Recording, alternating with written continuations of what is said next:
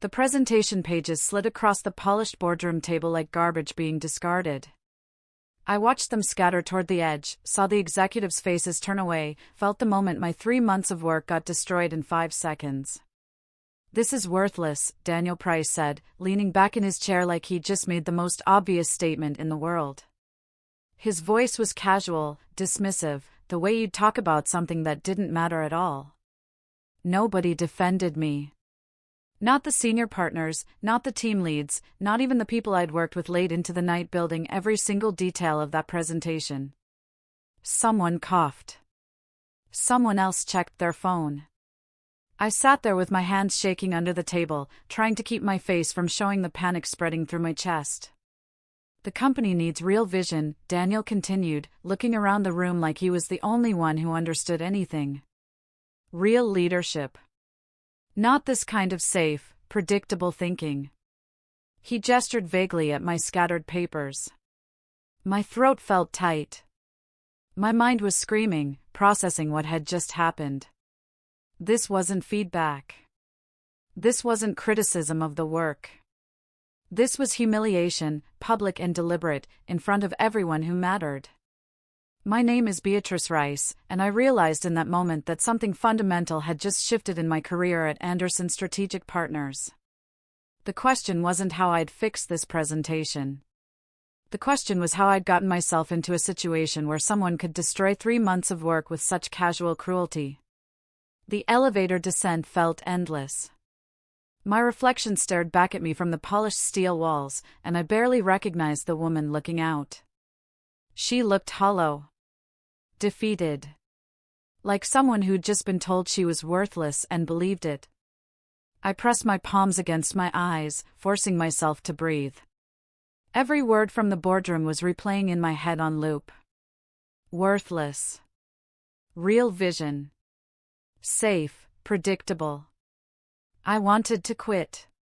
The impulse was strong and immediate. I wanted to send an email saying I was done, take my portfolio somewhere else, and never let Daniel Price see my face again. But something stopped me. Not hope exactly. Something colder than that. Something more like clarity. When I reached my desk on the 3rd floor, I didn't do what I wanted to do. I didn't pack my things. I didn't call HR. Instead, I opened my file system. Really opened it. I started scrolling through 3 years of work. Every major contract was there. Every partnership negotiation. Every client relationship that the company relied on. Every analytical model that had generated revenue. Every single significant achievement that had kept this company profitable and growing. And as I looked at the folders, at the timelines, at my name on every document, something crystallized inside me. The humiliation I'd just experienced wasn't random. It wasn't about the quality of my work. It was strategic. It was intentional. It was the moment before he tried to erase me completely. I needed to understand how I'd gotten here. 3 years earlier, I joined Anderson Strategic Partners as an analyst. The company was solid but struggling with client relationships.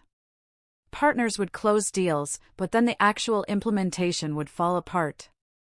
Clients trusted the sales pitch but not the delivery. I started taking the clients nobody else wanted. The complicated ones. The demanding ones. The ones who needed more attention and care. I listened to what they actually wanted instead of selling them what we had. I learned their businesses. I remembered details about their families, their goals, their fears. I showed up when they called. I fixed things before they became disasters. Within the first year, my client retention rate was 98%. The highest in company history. Then Daniel arrived. He was everything I wasn't. Confident. Loud. Charismatic. He could walk into a boardroom and convince people of things without actually understanding what he was talking about.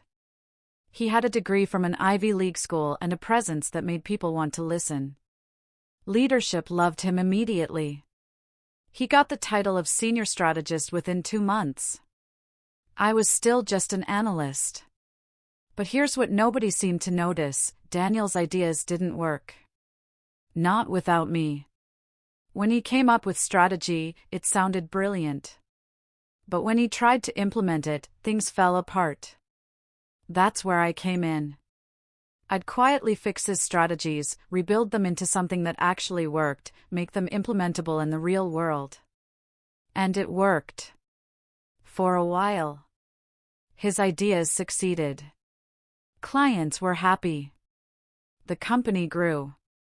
But he was taking the credit. And I was becoming invisible. The credit shift happened so gradually that I almost didn't notice it while it was occurring. At first, Daniel praised me publicly. "Beatrice is an incredible analyst," he'd say during meetings. "She's the backbone of my team." I felt good about it. I felt like we were partners, like he understood what I was contributing. But then the praise started fading. Not disappearing, just reducing.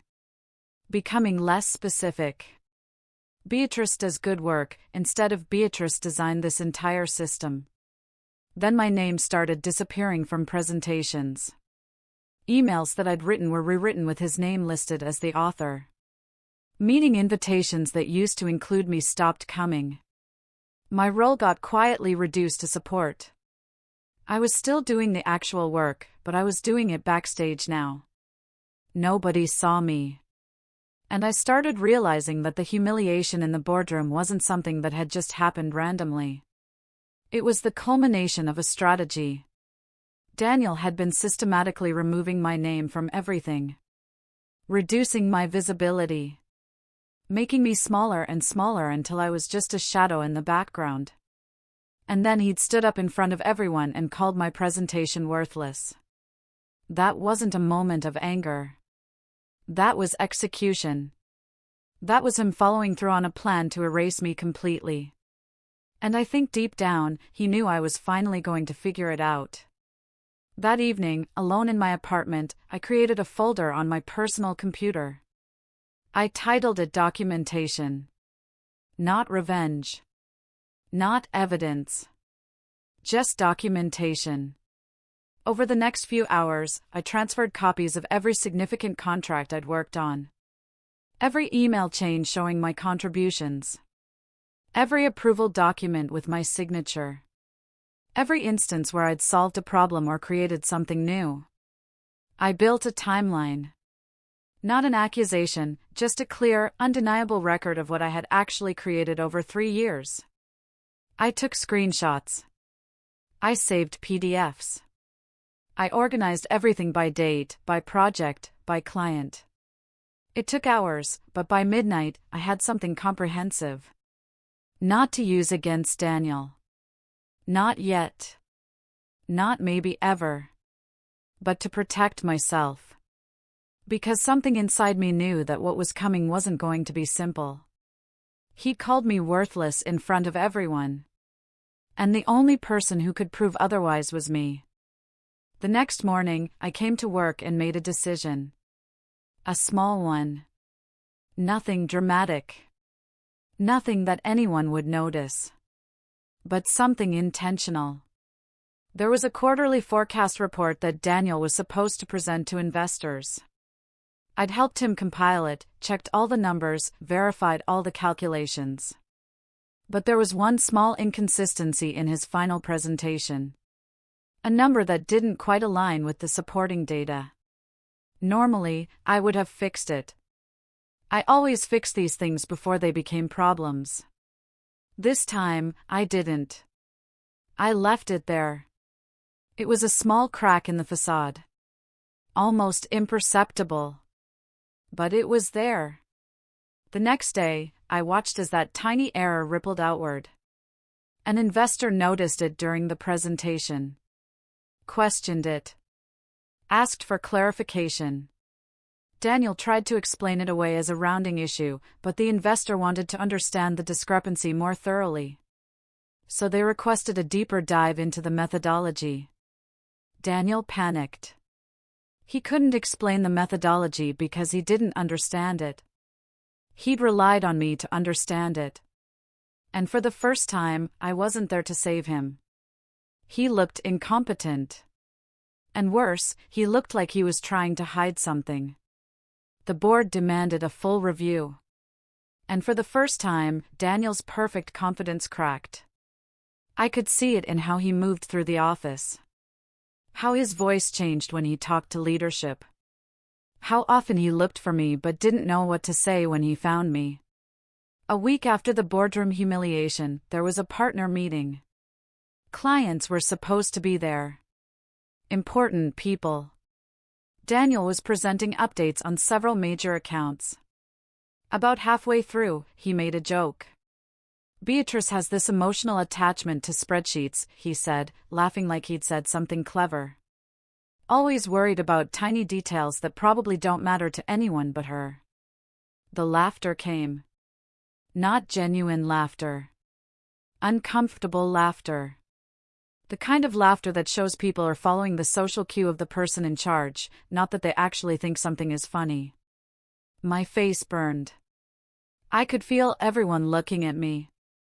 But I didn't look away. I didn't cry. I didn't defend myself. And that's when I noticed something. The clients. Specifically, the client sitting closest to me. Marcus Thompson. One of our most important partnerships. He wasn't laughing. In fact, he looked uncomfortable. Like Daniel had just insulted something he valued.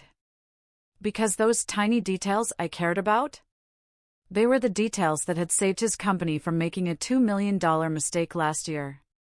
The details that had kept his business running smoothly. The details that were the actual foundation of everything he trusted us with. He looked at me with something like respect. And then he looked at Daniel with something like disappointment. That was when my first hint arrived. I had more power than I thought. Strange things started happening in the days that followed. A senior partner named Vincent pulled me aside in the hallway.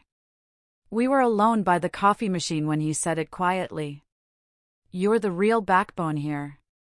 He didn't expand on it. Didn't explain what he meant. Just said it and walked away. But it meant something. Other things shifted too. Clients started requesting me directly. Emails that used to go to Daniel now came to me first. Meetings that I used to just attend were suddenly organized around my schedule and my input. People listened when I spoke in conference rooms. Really listened. Not like they were being polite to someone junior. Like they actually valued what I was saying. Word was spreading through the office in a way that I couldn't control. Word that I was the person who made things work. That clients trusted me more than leadership. That the real strategic thinking came from me, not from the person with the fancy title. It was subtle. It wasn't dramatic. But it was undeniable. And I realized that Daniel had spent 3 years trying to erase me. But he'd actually just been building my reputation with every client he sent my way. Every problem he let me solve. Every relationship I'd invested in while he took credit for the surface-level work. I gave myself exactly 2 weeks. Not to hurt anyone. Not to destroy anything. But to make the truth visible. To show the board and the partners what everyone was already starting to understand. Every move I would make would be professional. Calm. Undeniable. I wouldn't break any rules. I wouldn't cross any lines. I would simply stop protecting Daniel from the consequences of his incompetence. I would let the system work. I would let people see what was actually happening. And I would document everything so that when the moment came, the facts would speak for themselves. The first domino fell on day 3. Another miscalculated forecast. This one slightly larger than the first. Daniel had rushed through the analysis, trying to present something new without understanding it fully. The error slipped through without my correction. It was professional enough on the surface. But when investors started asking questions, the numbers didn't hold up. Daniel tried to blame the calculation team. But Vincent pulled the project files. And he saw my name on all the original work. He saw where I'd built the methodology. He saw how Daniel's version had oversimplified everything. The board scheduled a more thorough review. And I stayed silent. I didn't defend Daniel. I didn't explain what had happened. I just answered questions honestly when they were asked. And the picture that emerged was clear. Without me, Daniel couldn't execute. Without me, these strategies failed. Around the same time, something unexpected happened. A contact from Voss Strategic Consulting called me. They were a competitor. Not a hostile competitor, but definitely a different firm. A better firm, honestly. The contact was someone named Victoria who'd worked with me years ago on a project at another company. "I've been following your work," she said on the call. "Your analytical models.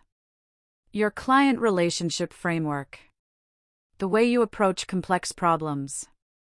I didn't know how to respond.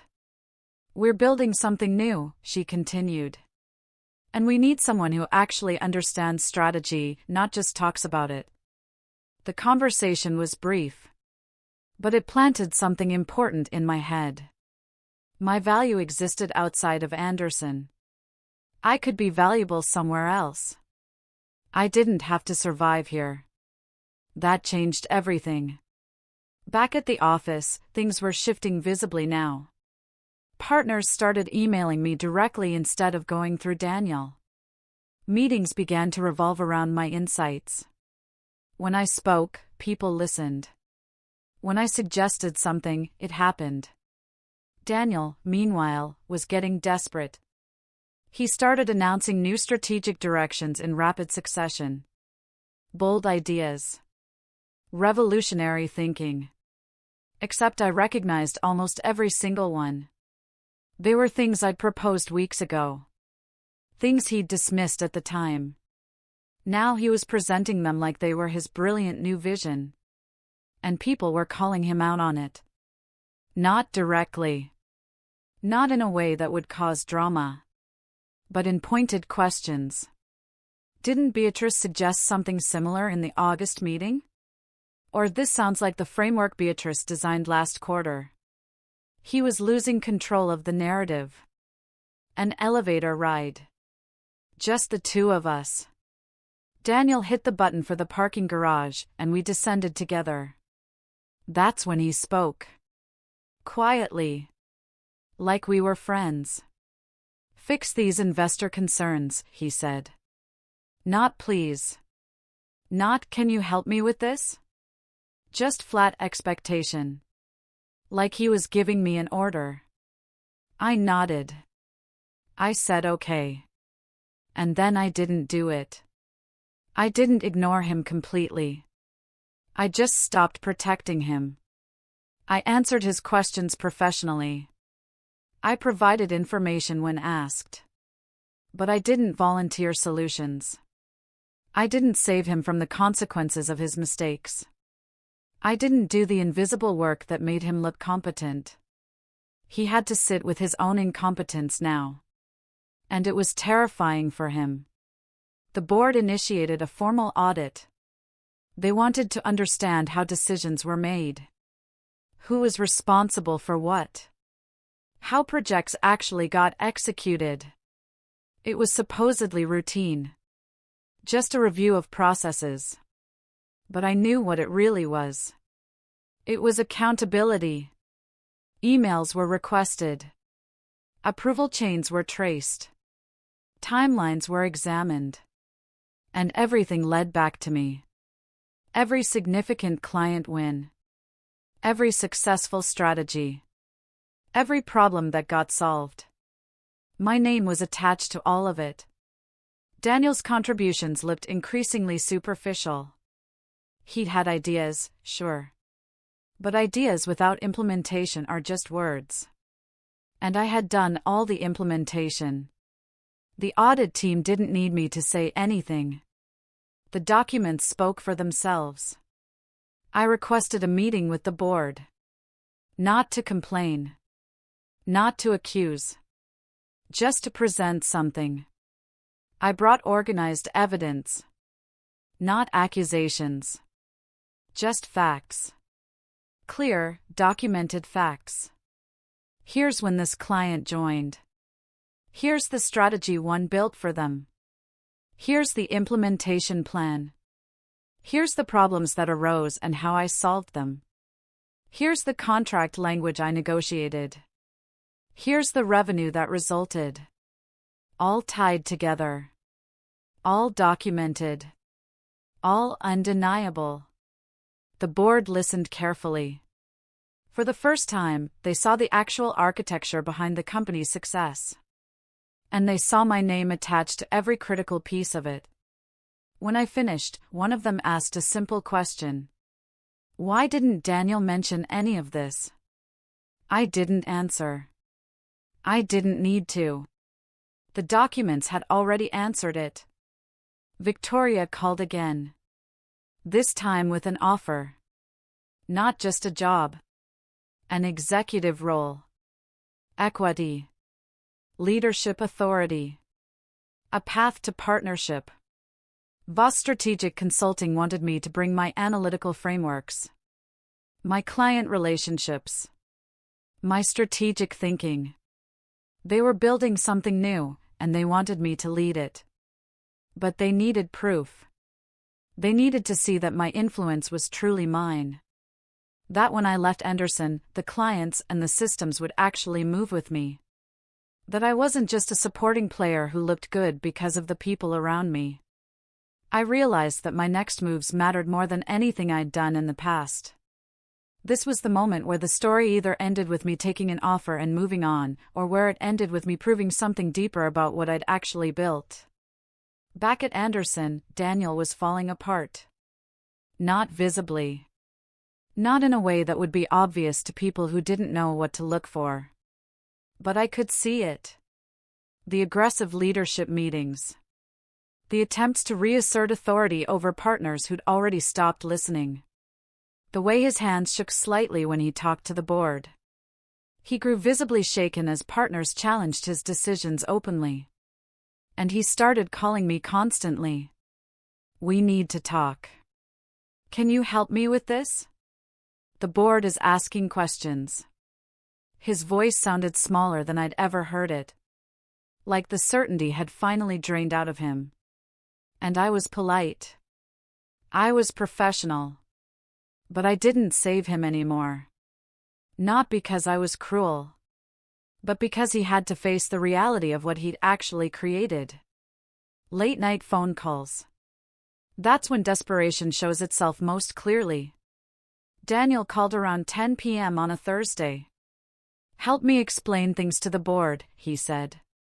His voice had that quality that comes when someone is barely holding themselves together. I listened politely. I told him I was happy to answer any questions the board had about my work. I didn't offer to help him spin a narrative. I didn't suggest ways to make his contributions look more significant. I just chose neutrality. And that neutrality was more devastating to him than any attack could have been. Boardroom meetings started changing.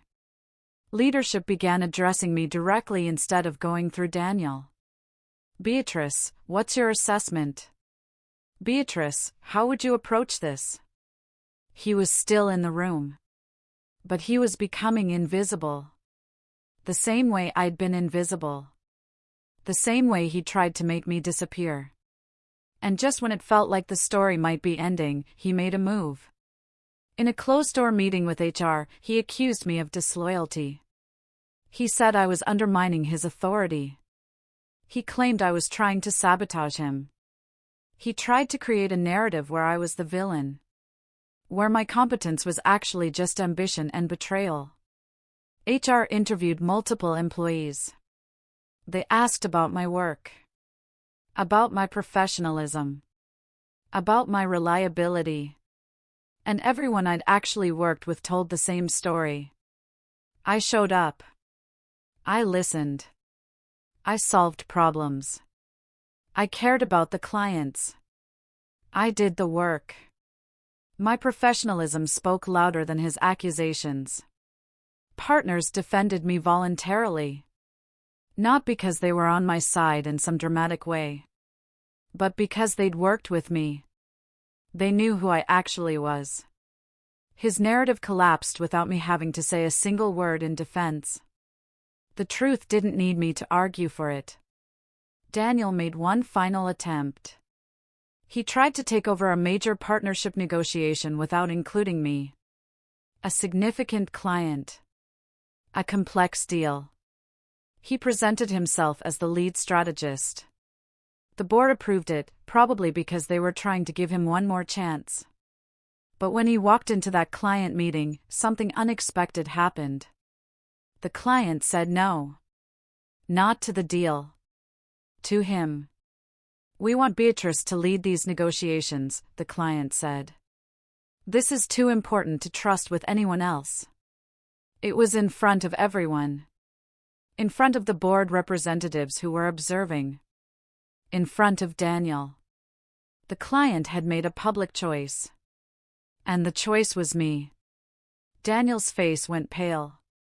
Silence filled the room. Victoria's offer became finalized. They'd been watching the situation unfold. They understood what was happening. And they wanted me to join them as an executive partner. The compensation was significant. 7 figures base salary. Equity in the firm. The ability to build something new. All they needed was my decision. When I looked at the contract, I realized something important. My future no longer depended on surviving at Anderson. It didn't depend on Daniel's approval or the board's validation. It depended entirely on me. On what I chose to do next. On what I wanted to build. The board concluded their formal audit. The evidence was overwhelming. Daniel's contributions were minimal. His leadership had created risk. His communication with the board had been misleading. The decision came down swiftly. He was removed from his executive position. He tried to argue. He tried to explain. He tried to spin the narrative one more time. But facts are facts. And too many facts had accumulated. Too many documents. Too many client testimonies. Too many instances where his incompetence had become undeniable. Every door he tried to open was closed by evidence. I announced my departure from Anderson Strategic Partners. I accepted the executive partnership with Voss Strategic Consulting. When I made the announcement, something remarkable happened. 3 major partners followed me. Not because I asked them to. Not because I organized it. But because they'd worked with me. They understood what I actually brought to the table. They wanted to work with me again. The company realized too late what it had lost. The presentation they'd called worthless? It had been the foundation of everything. The analysts they'd tried to erase? She'd been the actual backbone. The person they'd dismissed? She'd been indispensable. 2 weeks after the humiliation in the boardroom, I walked into my new office as an executive partner at Voss Strategic Consulting. Respect. Authority. Ownership. All earned, not given. The walls were clean. The space was mine. The vision was something I got to build from scratch. News spread through the industry that Daniel had resigned quietly from Anderson. No drama. No farewell. Just gone. I didn't feel revenge. I felt clarity. Because the moment he'd tossed my presentation across the table and called it worthless, he'd made a critical mistake. He'd made me stop asking for recognition. He'd made me start claiming it. And that shift had changed everything. Not just for me, but for everyone watching. I walked to the window of my new office and looked out over the city. 3 years I'd spent building something for someone else. 3 years of watching my work get erased. But I'd learned something valuable in that time. My value wasn't determined by someone else's acknowledgement. My value existed independently. And now I got to build something that reflected that. Hit the subscribe button, like and share with your friends, and stay tuned for the next intriguing story, the end.